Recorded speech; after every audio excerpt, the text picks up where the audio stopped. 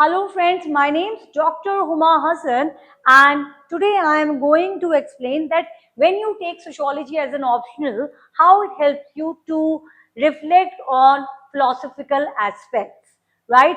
That is really important for us, for our essay, for our ethics, definitely for your personality test and development as well.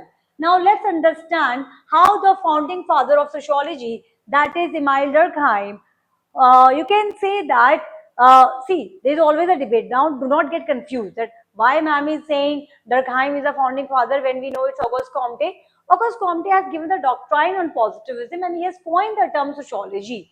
But it was Durkheim basically who has given us a way how we can conduct a sociological research. So he is the one who has, you can say, who has given academics, who has given structure to sociology. That is why it is not wrong to call him as founding father of sociology. Now let's understand what he is talking about. You can see on a screen, he is saying that man is only a moral being because he lives in society. So in morality consists in solidarity with the group and varies according to that solidarity. Cause all social life to vanish and moral life would vanish at the same time having no object to cling to. Now I'll explain in a easier manner. Entire sociology is actually talking on social order. Whether you understand Karl Marx, whether you understand Durkheim or Weber or Merton, Talcott Parson, all these leading classical sociologists and contemporary sociologists, they all are reflecting on morality. Now, when Durkheim is talking about morality, he is saying that what is the problem in modern day society? The problem in modern day society, the weakening of moral bonds. So he is arguing that we are moral because we live in a society. So it is something more important than your individualness, than your selfish attitude. You cannot live in a society if you do not have morality. Now, what type of morality? Is it psychological? It is individual?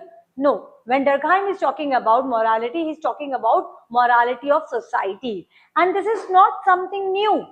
Even the Karl Marx, when he is talking about that what is the problem with capitalist mode of production, he is also reflecting on false consciousness. And he did talk about human potential. He did talk about that the problem is not capitalist mode of production. In fact, he has said that capitalism is providing opportunities for everyone. Okay, and there is possibility that one group can produce commodities, your material requirements for everyone in a society. It is very much possible. This is what Karl Marx is saying, but the problem is exploitation. The problem is human greed. And this is what even Durkheim is arguing. Okay, so I'll just take 2 minutes to explain this to you. We know that, as I have said, that all sociologists are talking on morality. This is what even philosophy, or you will say political theorists, or you will say economic substantivist approach, they all are talking about on the same point, morality. Now I'm explaining this in very different approach, where what Durkheim is saying and what Karl Marx is saying. Okay, so when we are talking about morality, we are talking about society. So Karl Marx has used conflict approach. He said in every mode of production, and for example, in capitalist mode of production, there are two classes. We do have a class conflict, class struggle, have and have not. Now this have is a dominant class.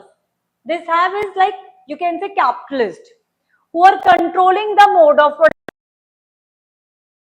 And since they are having human greed, they are greedy in nature, they are exploiting have not, giving less salary, less wages, not giving respect, they are thinking as if they are slaves, but it is not the case. Karl Marx is arguing that you might have employed someone, but you have not taken their soul. In fact, it is only because of labor, work, you people are becoming and making wealth. So that is what alienation, that is what Karl Marx is saying. So Karl Marx is arguing that why capitalists are acting like this, because they do not have consciousness. They are greedy in nature, right? So problem is that they are not moral in nature. Okay, now same example, Karl Marx is the same example which Karl Marx is explaining on morality, Durkheim has also have said that. So Durkheim has said that what is happening in modern day society,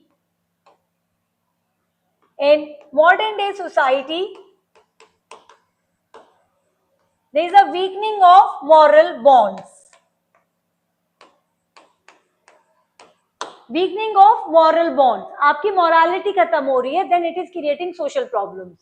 So what are the social problems? What are the pathologies? For example, GS1 में UPSC ने GS1 paper में UPSC had asked question on aging, something on aging. Nowadays, elderly is also an issue.